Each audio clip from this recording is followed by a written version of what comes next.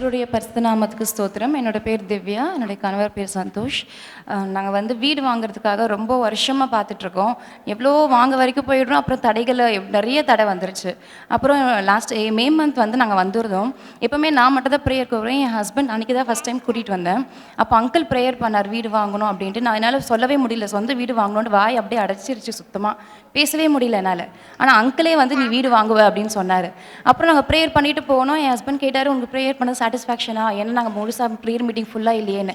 இல்லை, நான் சொன்னேன் இந்த ப்ரேயரோட வேல்யூ உங்களுக்கு தெரியும், அது பெருசு அப்படின்னு நான் சொன்னேன். அப்புறம் நாங்கள் அதே மாதத்தில் மே மந்தில் பார்த்தீங்கன்னா கர்த்தர் எனக்கு ஒரு லேண்டு காமிச்சாரு. கரெக்டாக ஃபிக்ஸ் ஆயிடுச்சு. இப்போ ஜூன் மந்தில் வந்து நாங்கள் ரெஜிஸ்டரும் பண்ணிட்டோம். அந்த லோன் ப்ராசஸ், ரெஜிஸ்ட்ரேஷன் ப்ராசஸ் எல்லாமே ஈஸியாக கர்த்தர் கொடுத்தார். கர்த்தருக்கு கொடான கொடி நன்றி. கர்த்தருடைய பரிசுத்த நாமத்திற்கு ஸ்தோத்திரம். 2021 என் மகளுக்கு திருமணமாச்சு. 2 வருஷமாக குழந்தை இல்லாதனால ஹாஸ்பிட்டலாம் போய் பார்த்தோம். நிறைய டெஸ்ட் எடுக்க சொன்னாங்க. திரும்ப டெஸ்ட்டே எடுங்கன்னு சொன்னாங்க. நான் எப்போவுமே நம்பிக்கை டிவி ஐயாவோட ப்ரோக்ராமை பார்ப்பேன். அப்போ வந்து சொல்லுவார் ஐயா, அடைக்கல பட்டணத்துக்கு வரவங்களுக்கெல்லாம் அங்கே உங்கள் பிரச்சனை கிடையாது, ஏசப்பாவோட பிரச்சனை, அவர்கிட்ட அவர் பாதத்தில் வந்து போனாவே எல்லாம் தீரன்னு சொல்லுவார். எனக்கு இது வரைக்கும் நான் அந்த பக்கம் போனதே கிடையாது. ஆனாலும் நான் ஃபோன் நம்பர் வந்தது ஸ்க்ரீனில், ஃபோன் பண்ணி கேட்டு இந்த மாதிரி எப்படி வரணும்னு அங்கே கைட் பண்ணாங்க அங்கே சிஸ்டர்ஸ்லாம். அப்புறம் போய் இந்த மாதிரி அடுத்த மாதமே நீங்கள் வந்து சாட்சி சொல்லுவீங்க, நான் நம்பிக்கையோடு போங்கன்னாரு. ஆனால் எங்கள் மாப்பிள்ளை வந்து கப்பலில் வேலை செய்கிறாரு. 6 மாதத்துக்கு ஒரு முறை தான் வருவார். அவர் போயே 2 மாதம் தான் ஆகுது. இன்னும் வரதுக்கே 4 மாதம். இவர் இப்படி சொல்கிறாருன்ட்டு ஒரு சேப்பலில் போய் உட்காந்து நல்லா ப்ரேயர் பண்ணிட்டு எப்படி தெரியலையே அப்படின்னு சொல்லிட்டு வந்தேன். அப்புறம் மறு மாதமே எங்கள் மாப்பிள்ளைக்கு ப்ரமோஷன் சொல்லிட்டு உங்களுக்கு இங்கே வேக்கண்ட் இல்லை, நீங்கள் அடுத்த கப்பலில் வந்து ஜாயின் பண்ணிக்கோங்க அப்படின்னு சொல்லிட்டு அவரை வீட்டுக்கு அனுப்பிச்சிட்டாங்க. அவர் வீட்டுக்கு வந்து டிசம்பர் மாதமே என் மகள் இது கர்ப்பம் தரிக்க கர்த்தர் உதவி பண்ணார். கர்த்தருக்கே ஸ்தோத்திரம்.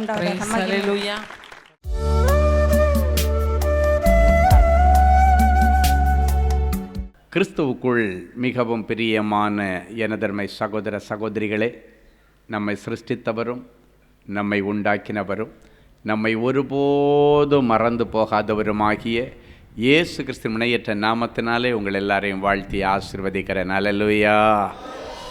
எல்லாரும் சந்தோஷமாக இருக்கீங்களா? இன்னைக்கு ஆண்டவர் கொடுக்கிற செய்தியினுடைய தலைப்பே சிறைப்பட்டவர்களுக்கு புது வாழ்வு. ஆமேன். வாசிக்கலாம் ஒரு அருமையான வசனம். எரேமியா தீர்க்கதரிசியின் புஸ்தகம் 29ஆம் அதிகாரம் 5 முதல் 7 வரை உள்ள வசனங்கள் இப்படியாய் சொல்லுகிறது. வாசிப்போமா? நீங்கள் வீடுகளை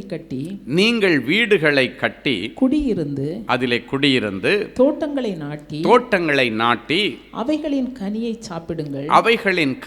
சாப்பிடுங்கள். நீங்கள் பெண்களை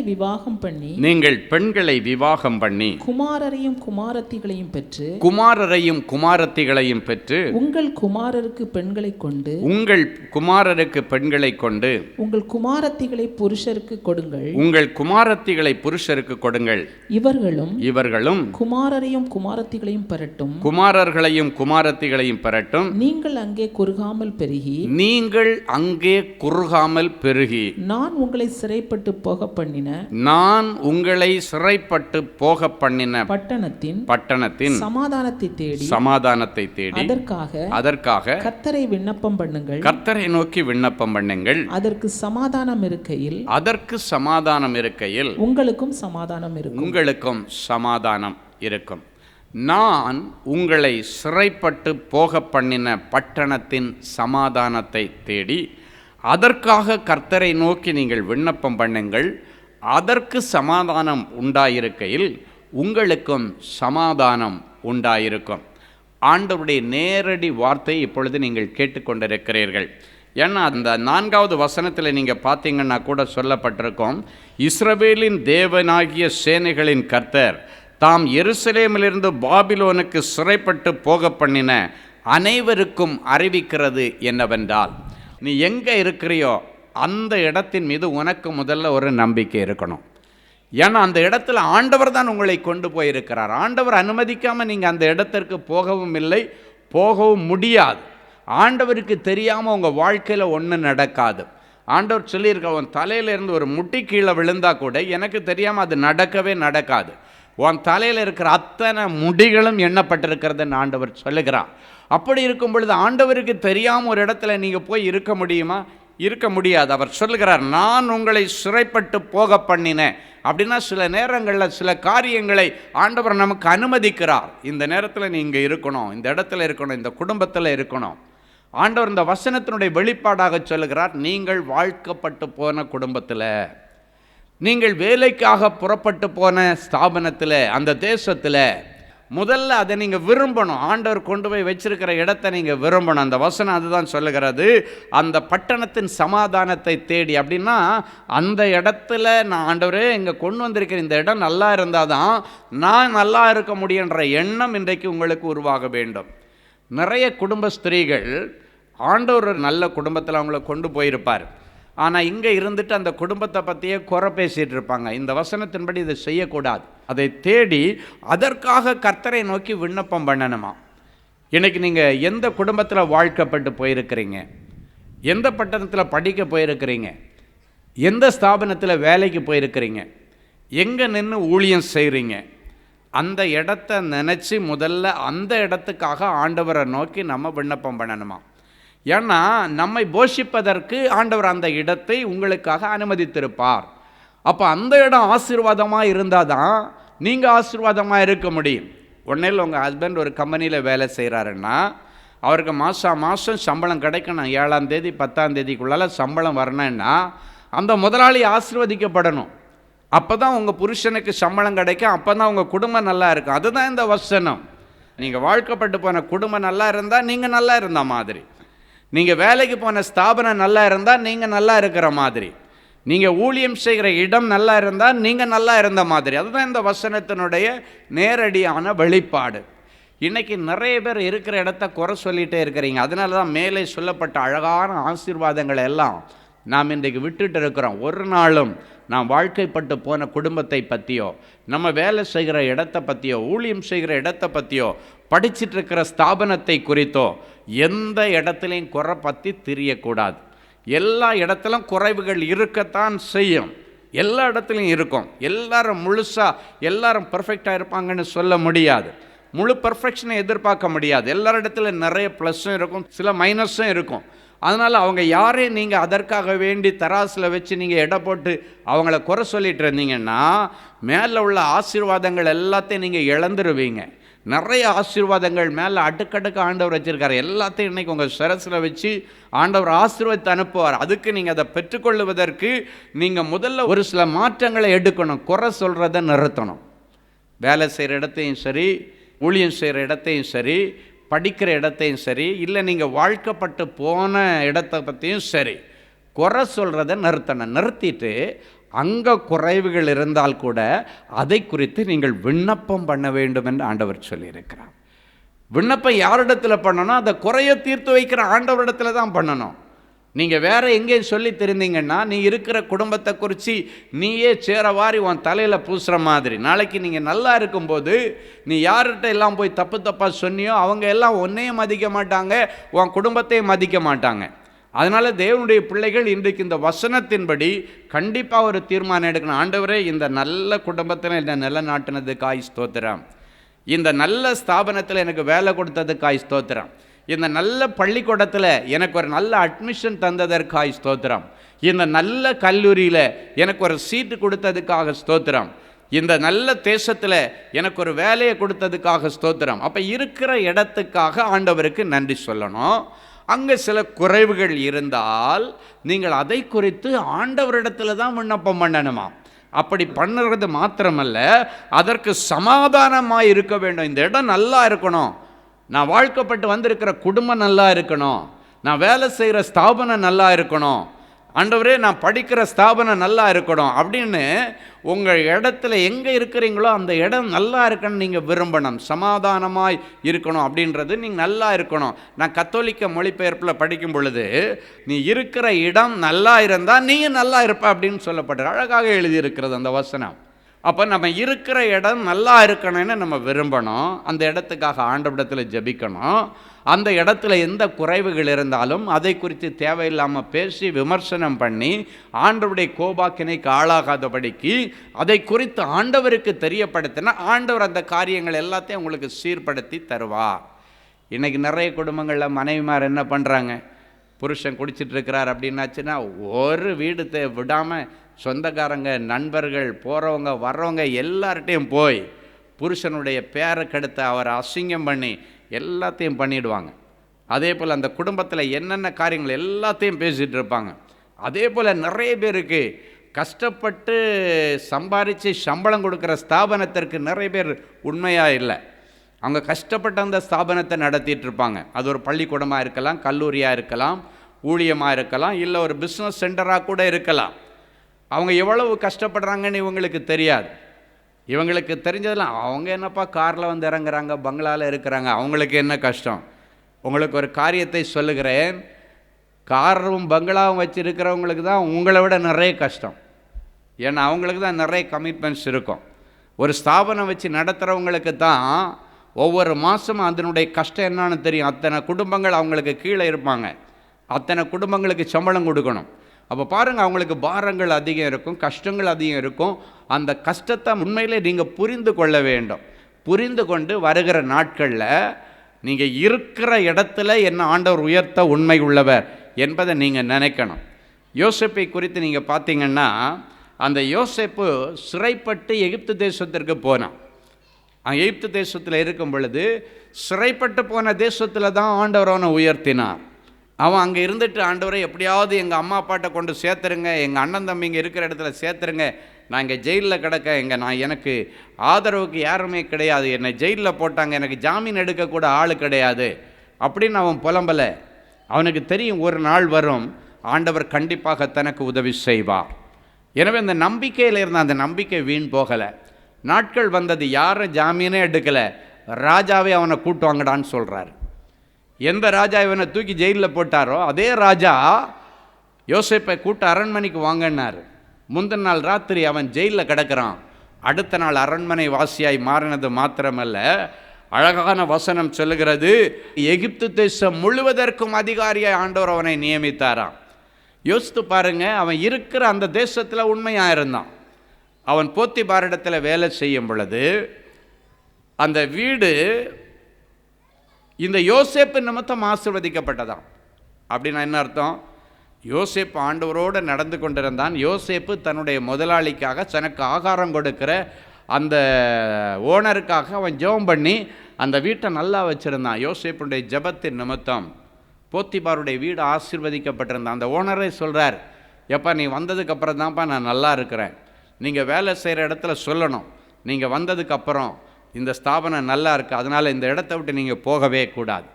சிலர் பார்த்திங்கன்னா ஒரு ஸ்தாபனத்தில் வேலை செய்வாங்க, அவங்க இந்த வேலையை விட்டு நான் போகிறேன், எனக்கு வேறு ஒரு முக்கியமான ஒரு காரியமாக நான் போகிறேன், இல்லைன்னா எனக்கு இன்னொரு இடத்துல வேலை கிடச்சிருச்சு, நல்ல சம்பளத்தில் கிடச்சிருச்சு, நான் போகிறேன்னு சொன்னால், நீங்கள் ஏற்கனவே அங்கே அந்த ஸ்தாபனத்திற்கு உண்மையாக இருந்து உங்களால் அந்த ஸ்தாபனம் ஆசீர்வதிக்கப்பட்டிருந்தா உங்களை விடவே மாட்டாங்க. ஐயையோ வேணாம்ப்பா, உனக்கு வேறு அடிஷனலாக போடணுன்னா கூட நான் போட்டு தரேன், நீ இங்கே இருப்பா, நீ போயிடக்கூடாது. ஏன்னா அவன் கூட ஆண்டவர் இருக்கிறத அந்த முதலாளி பார்ப்பார், கண்டிப்பாக பார்ப்பார். அப்படி கெஞ்சிற முதலாளிகளையும் பார்த்துருக்குறேன், வேணாம்ப்பா நீ தயவுசெய்து போயிடாதப்பா, நீ இங்கே இரு. யாக்கோபு பிழைக்க போன இடத்துல அவங்க மாமனார்கிட்ட சொல்கிறான், நான் இதுக்கு மேலே ஊர் பக்கமாக போகிறேன், தயவுசெய்து நீ போத, உனக்கு என்ன வேணாம், நீ வேணா பார்ட்னராக கூட இருந்துக்கோ, நீ இங்கே இரு அப்படின்னு சொல்கிறான். காரணம் என்ன தெரியுமா?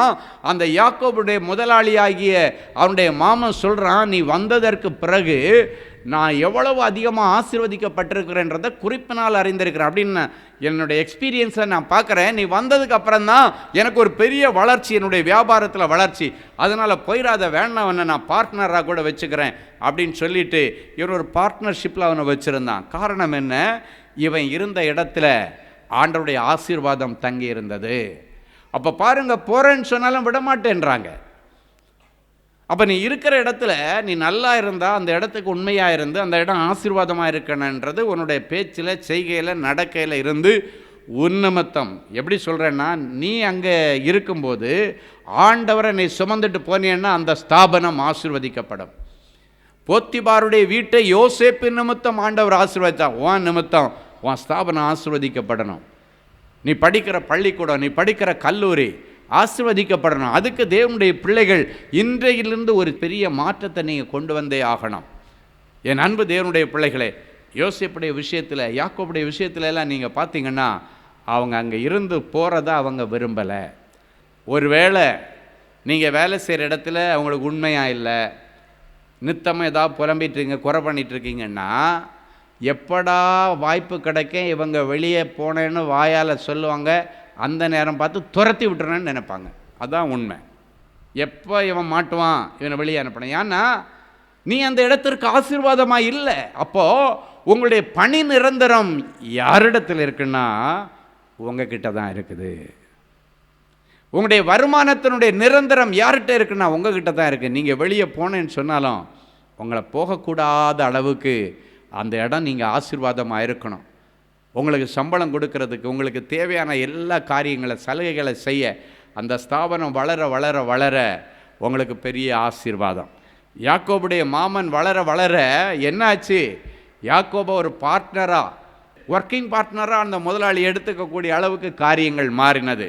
அதே போல் உங்கள் வாழ்க்கையில் இன்னைக்கு பிறகு ஒரு மாற்றம் வரும். ஹல்லேலூயா. அப்படியே எல்லாரும் ஒரு நிமிடம் எழும்பி நின்று அப்படியே ஒப்பு கொடுப்போமா.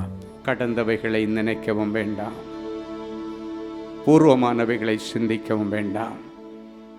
இதோ புதிய காரியத்தை நான் உனக்கு செய்கிறேன், அது இப்பொழுதே தோன்றாம், இந்த நிமிஷத்தில் தோன்றும் என்று கர்த்தர் சொல்லுகிறார். நீங்கள் எதிர்பார்த்து கொண்டு வந்திருக்கிற நல்ல முடிவுகள் உங்களுக்கு கொடுக்க உங்களுக்காக நான் நல்ல திட்டங்களோடு வந்திருக்கிறேன். உங்களுக்காக புதிய திட்டங்களோடு நான் வந்திருக்கேன் மகளே. அது நல்வாழ்வின் திட்டங்கள், வளமான எதிர்காலத்தை கொண்டு வருகிற, நம்பிக்கை கொடுக்கக்கூடிய திட்டங்கள் என்று உங்கள் மேல் மனதுருகுகிற கர்த்தர் சொல்லுகிறார். சொன்னபடி செய்வார். அப்பா, வயல்களை உண்டாக்கி திராட்சை தோட்டங்களை நாட்டுவீங்கன்னு சொன்னீங்களே, நீங்கள் குடியிருக்க வீடுகளை கட்டி சந்தோஷமாக குடியிருப்பீங்கன்னு சொன்னீங்களே. எந்தெந்த பிள்ளைங்க ஆண்டவரே, எனக்கு குடியிருக்க ஒரு சொந்த வீடு இல்லை, வாடகை கூட கொடுக்க முடியாமல் நான் ரொம்ப கஷ்டப்படுறேன், ரொம்ப வேதனைப்படுறேன் ஆண்டவர், எனக்கு ஒரு சொந்த வீடு தாங்க ஆண்டவரே என்று கண்ணீரோடு நிற்கிற பிள்ளைகளுக்கு நான் உனக்கு ஒரு வீடு கட்டுவேன் என்கிற வார்த்தையை ஆண்டவர் சொல்லிட்டீங்கப்பா. எந்த ஊரில், எந்த இடத்துல, எந்த தெருவில், எத்தனை ஸ்கொயர் ஃபீட்டில் என் பிள்ளைகளுக்கு வீடோ அந்த இடத்துல இவங்க பேரை சொல்லி இப்பொழுது கொடி நாட்டப்படுகிறதற்காய் ஸ்தோத்திரம்.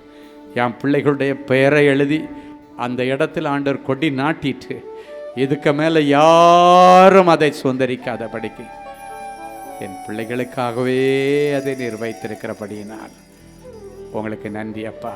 பெரிய காரியங்களை செய்யும் இயேசுவின் மூலம் பிதாவே. ஆமேன், ஆமேன், ஆமேன்.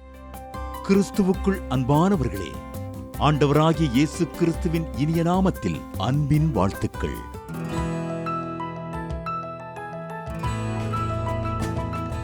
எங்களுடைய மார்வெல் திருமண தகவல் மையத்தை ஆன்லைன் சேவை மூலம் உங்களுக்கு அறிமுகப்படுத்துவதில் நாங்கள் மிகுந்த மகிழ்ச்சி அடைகிறோம்.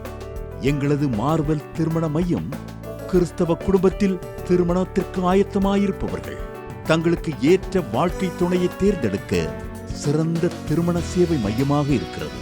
மேலும் மார்வெல் திருமண தகவல் மையத்தில் நீங்கள் பதிவு செய்வதற்கு எங்களது இணையதள முகவரி www.marvelmatrimony.com மற்றும் அலைபேசி எண் 7824855999 என்ற எண்ணிற்கு தொடர்பு கொள்ளலாம். சென்னை, நாகர்கோவில் மற்றும் மும்பை நகரில் உள்ளவர்கள் பதிவு செய்ய விரும்பினால் கீழ்க்கண்ட விலாசங்களில் உள்ள எங்களது அலுவலகங்களோடு தொடர்பு கொள்ளலாம். தேவனின் அன்பு ஊழியங்கள் எண் 14, ராமலிங்க நகர், OMR ரோட், SRP டூல்ஸ் அருகில், கொட்டிவாக்கம், சென்னை 41. Email info@marvelmatrimony.com. ஆண்டவர்தாமே உங்களை அளவில்லாமல் ஆசீர்வதிப்பாராக. Genesis Creations Media Academy, certification in media technology. Our course includes videography, photography,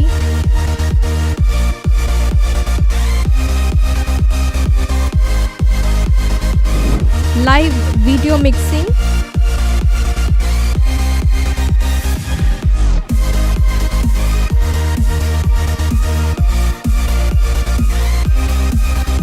Photoshop, live sound mixing,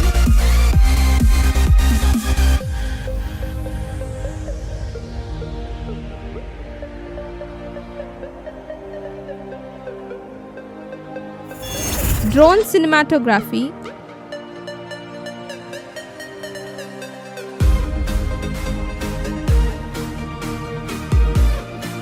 and video editing.